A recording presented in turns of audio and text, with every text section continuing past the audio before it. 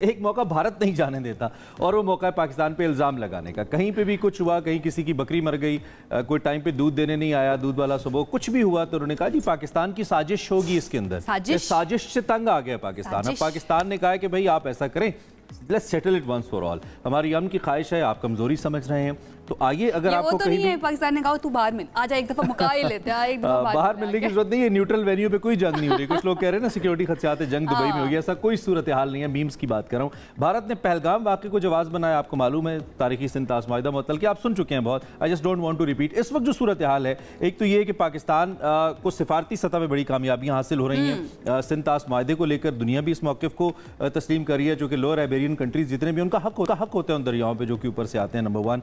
फिर चीन के साथ पाकिस्तान का राब्ता हुआ है और चीन ने कैटेगोरिकली ये कहा है कि पाकिस्तान की खुद मुख्तारी और सालमियत को बैक करते हैं और किसी किस्म के मिस एडवेंचर को हम कबूल नहीं करते। और विद दैट उन्होंने भी कहा कि जो पहलगाम वाक़या है इसकी आज़ादाना तहकीकात बहरहाल होनी चाहिए, डेफिनेटली होनी चाहिए। बहुत सारे सवालात जिनका बार बार जिक्र आप सुन रहे होंगे उठाए जा रहे हैं कि भाई अचानक से जिस वक्त ये हमला हुआ है 30 मिनट तक ही जारी रहा है, उसके 10 मिनट के बाद 8 से 10 मिनट के बाद FIR दर्ज हो जाती है, जिसके अंदर फौरी तौर पर जी सरहद पार से दहशतगर्द आए और उन्होंने आकर जो है ये कार्रवाई की।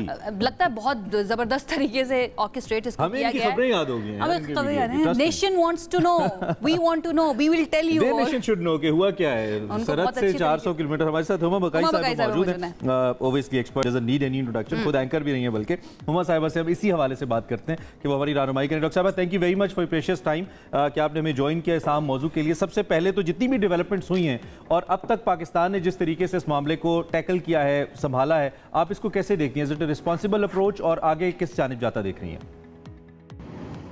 मेरे ख्याल है पाकिस्तान ने रिस्पॉन्सिबिलिटी का भी मुजाहरा किया है, स्ट्रैटेजिक रिस्ट्रेंट का भी मुजाहरा किया है और उसके साथ साथ इस बात को भी बावर कराया है कि आपने अगर पाकिस्तान की रेड लाइंस क्रॉस की तो उसके नताइज अच्छे नहीं होंगे। और फिर उनको माजी को भी याद कराया है कि आप ये पहले भी एडवेंचर्स कर चुके हैं तो उसका कोई ख़ास अच्छा नतीजा नहीं निकला था। लेकिन मैं आपसे ये भी गुजारिश करूं कि अब के जो इंडिया ने एक बार फिर ये टेरर बोगी का खेल खेलना शुरू किया था, इसमें इंडिया के अंदर से आवाज़ें आ रही हैं कि वो बुरी तरह नाकाम हुए हैं और जिस इंटरनेशनल वैलिडेशन को इंडिया सीख कर रहा था, जो वो चाह रहा था कि उसको इंटरनेशनल वैलिडेशन मिले इस बात से, वो उसको नहीं मिली है। इसकी वजह पाकिस्तान का बहुत अच्छा डिप्लोमेटिक फुटवर्क है और जो मेरे ख्याल में बहुत उम्दा बात हुई वो ये हुई कि हमने इंडिपेंडेंट इन्वेस्टिगेशन ऑफर की है। तो पाकिस्तान हमारी ज़बान में हम कहते हैं हम डिफेंसिव ऑफेंसिव पर हैं। और एक और बात गुजारिश कर दूं, बहुत शोर मचाना जी कि मोदी तशरीफ ला आए, वापस आ गए इंडिया, उन्होंने अपना विजिट कट शॉर्ट कर दिया। तो मोदी जो साइट थी एक्सीडेंट की या इंसिडेंट की, वहां तो तशरीफ नहीं ले गए। मोदी साहब तो बिहार चले और बिहार में तो इलेक्शन हो रहे हैं। तो ऐसा लगता है कि ये हिस्सा था मोदी की इलेक्शन कैंपेन का। एग्जैक्टली इस पॉइंट को भी बिल्कुल हमने डिस्कस करना है। और ये डिफेंसिव ऑफेंसिव की आपने बात की, ये बड़ी अच्छी स्ट्रैटेजी पाकिस्तान की तरफ से दिखाई गई है। चाइना की मैं खास तौर पे यहाँ पर बात करना चाहूँगी उमा साहिबा कि चाइना ने जिस तरह से पाकिस्तान की हिमायत का ऐलान किया, आपको लगता है कि इससे ये जो हमारा खित्ता है, जो रीजन है, इसके अंदर ताकत का तवाजुन, उस पर कुछ फ़र्क पड़ेगा? देखिए, मेरे ख्याल है कि क्योंकि इंडिया जो है एक तो थोड़ा सा ताकत का नशा है, दूसरा जो उसकी कन्वर्जेंस है वेस्टर्न वर्ल्ड के साथ, बिलखुसूस वाशिंगटन के साथ, तो वो समझता है कि उसकी बहुत सारी जो अग्रेशन है और बहुत सारी जो एक्सेसेस हैं बशमूल कश्मीर में, बशमूल माइनॉरिटीज़ के साथ, उसकी चशमपोशी भी होती है, पुष्टपनाही भी होती है अमेरिका से।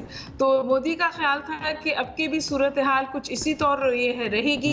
एक तो उस तरह की सपोर्ट इससे नहीं आई और दूसरा जैसे कि आप किया चाइना को कल्टिवेट किया, वहां से पॉजिटिव रिस्पॉन्स आई।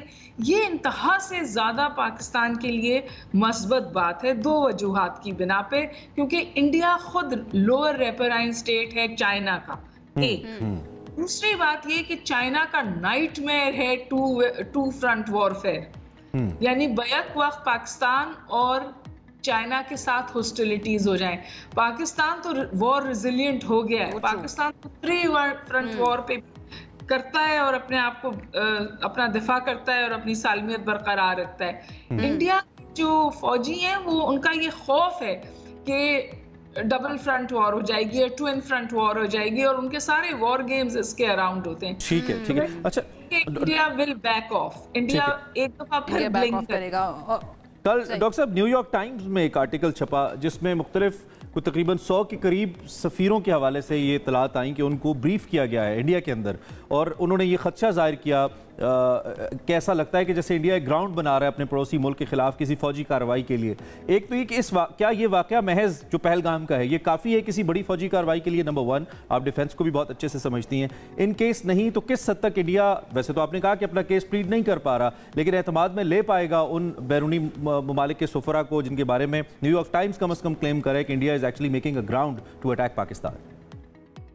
इस बात में तो कोई इबाम नहीं है कि India anti Pakistan ground building मुस्तकिल करता है, चाहे वो मीडिया फ्रंट हो, चाहे वो प्रोपेगेंडा फ्रंट हो, चाहे वो इकोनॉमिक फ्रंट हो।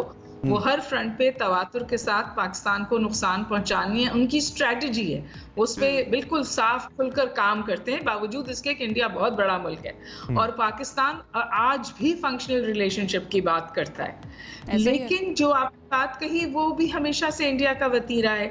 जब 71 का वाकया हुआ था तो सबसे पहले इंडिया ने पहले जाकर कैपिटल्स को कल्टिवेट किया था।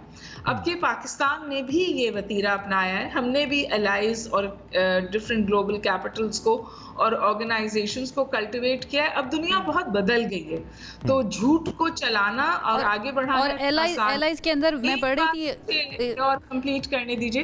देखिए, जब ये 2019 में इंडिया बैक ऑफ हुआ था ना, इंडिया इसलिए बैक ऑफ हुआ था कि फ्लाइट ऑफ कैपिटल हुई थी, यानी जो फॉरेन डायरेक्ट इन्वेस्टमेंट है वो इंडिया से जाने लगा था। तो अपनी मईशत को बचाने के लिए इंडिया पीछे हटा था। इस वक्त जो खालिस्तान की बात है ना, और जो सिखों की कम्युनिटी की सिचुएशन है, वो बहुत इंडिया के लिए खतरनाक है। और मैं दोबारा गुजारिश करूंगी, ये हमेशा ऐसा क्यों होता है कि ये अटैक्स जो है ये मोदी साहब के जमाने में होते, ये इनकी तरीक़ाकार है अपने आप को इलेक्टोरल। ये गुरप्तवंत सिंह जो है उन्हीं की मैं बात करने लगी थी कि उनका भी बयान आया और उन्होंने पाकिस्तान की हिमायत की है कि ऐसा पॉसिबल ही नहीं है कि पंजाब के रास्ते जो है ना पाकिस्तान के अंदर अटैक कर सके, वहाँ पे सिख जो है ना उनको रोकेंगे। अब तो बड़ा ओपनली इस चीज़ की बात हो रही है, तो फिर मुझे लगता है कि मैंने कल उनको टीवी पे सुना, हमारे एक चैनल पे वो बात कर रहे थे। ये बहुत बड़ा स्टेटमेंट है।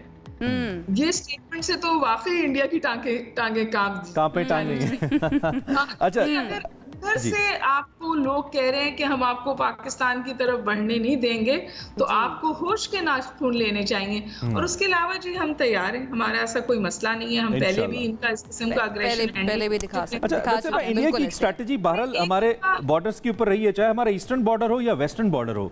इंगेजमेंट जाहिर बात है हमारी इंडिया से ही होती है। ईरान के साथ तो कोई एक ऐसा वाकया हुआ, otherwise we can not name any such incident. लेकिन इंडिया में इंगेज, चाहे अफगानिस्तान हो चाहे उनका अपना लाइन ऑफ कंट्रोल हो, दे ट्राई टू इंगेज अस, और फिर इंटरनली भी।